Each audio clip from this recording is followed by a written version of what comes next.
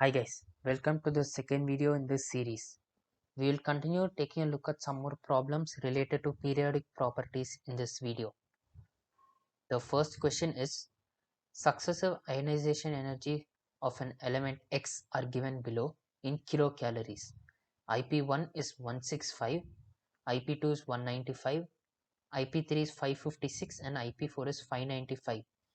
Now we can notice that there is a tremendous change in energy from IP3 to IP2. Thus, we can say that IP3 is the energy required to remove electrons from the s orbital, whereas IP1 and 2 could be the p orbital. Now, if we observe the options given, the only option that suits this is D option, that is 1s2, 2s2, 2p6 and 3s2. Now here we can notice that there is more energy required for 2p6 because it is completely filled. In the second question, we have to find the common uh, relation between K plus ion, argon, Ca2 plus ion and S2 minus ion. Now, since they have different atomic numbers, they will have different atomic volumes as well. And since all of them have the configuration of argon, they'll have the same electronic configuration. And option C suits both our requirements. In the third question, it is given to us that IP 1, 2, 3, 4 and 5 are 7.1, 14.3, 34.5, 46.8 and 162.2 electron volts respectively. We have to find which element this is likely to be. Now we can notice that there's a drastic change from IP4 to IP5, which means that there were 4 electrons in the outermost orbital. Thus, the possibility can be that the outermost orbital is a p orbital and then it shifts to a completely filled s orbital. Only silicon suits the given requirements because it has 4 valence electrons. In the fourth question, the X2 bond length is 1 angstrom and the C2 bond length is 1.54 angstrom. The electronegativities of X and C are given as 3 and 2. We have to find the bond length of Cx. Now we know that the radius of each atom is equal to half the bond length approximately. So radius of X atom is 0.5 angstrom and radius of C atom is 0.77 angstrom. We can use the formula bond length between two atoms of different elements is the sum of radii of both the elements minus 0.09 into difference in electronegativities. Now the difference in electronegativities is 3 minus 2, which is 1. Thus we get the bond length of Cx equal to 0.5 plus 0.77 minus 0.09, which is 1.18 angstrom. That is option B. In the fifth question, a neutral atom of argon is converted to argon plus 3 by the following processes. We have to find the correct order of E1, E2 and E3 energies. We know that argon has completely filled orbitals and thus it is highly stable, which means that the ionization potential is very high.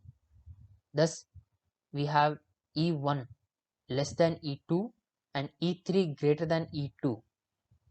So we get the answer as E1 less than E2 less than E3.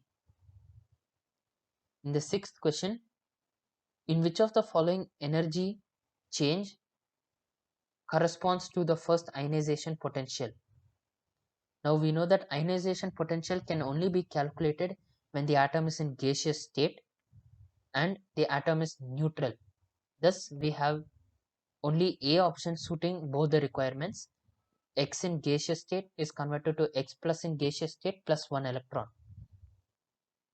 In the seventh question, we have to find the increasing order of size for the ions P3 minus, S2 minus and Cl minus.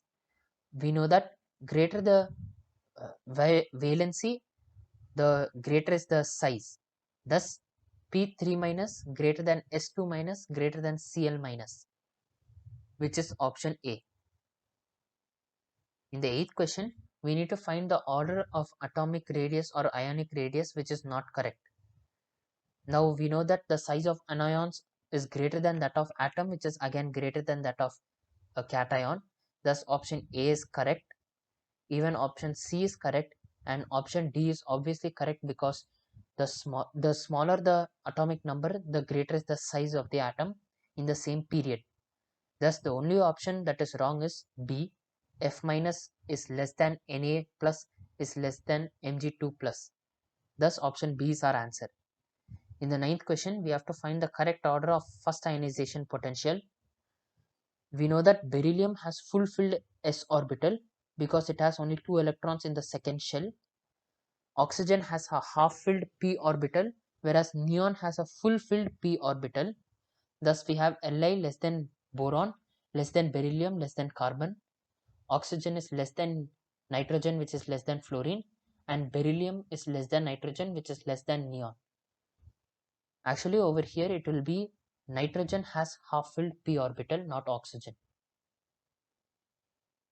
In the 10th question, we need to find why Mg forms Mg2.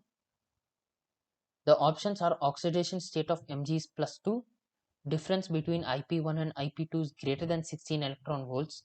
There are only 2 electrons in outermost energy level of Mg, and difference between IP1 and IP2 is less than 11 electron volts, and difference between IP2 and IP3 is 16 electron volts. We know that if the difference between two successive ionization potentials is greater than 16 electron volts, it means that the atom or the ion is moving from a more stable state to a less stable state, which is not essential. Thus, option B cannot be the reason.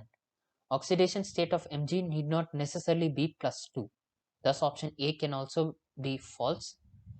There are only 2 electrons in outermost energy level of Mg, and difference between IP1 and IP2 is less than 11 electron volts, which will be correct, because only if so then the ion will undergo second ionization. But since the difference between IP2 and IP3 is greater than 16 electron volt, it won't undergo the third ionization. I hope this video was also useful, and I'll see you in the next video of the series. Thank you.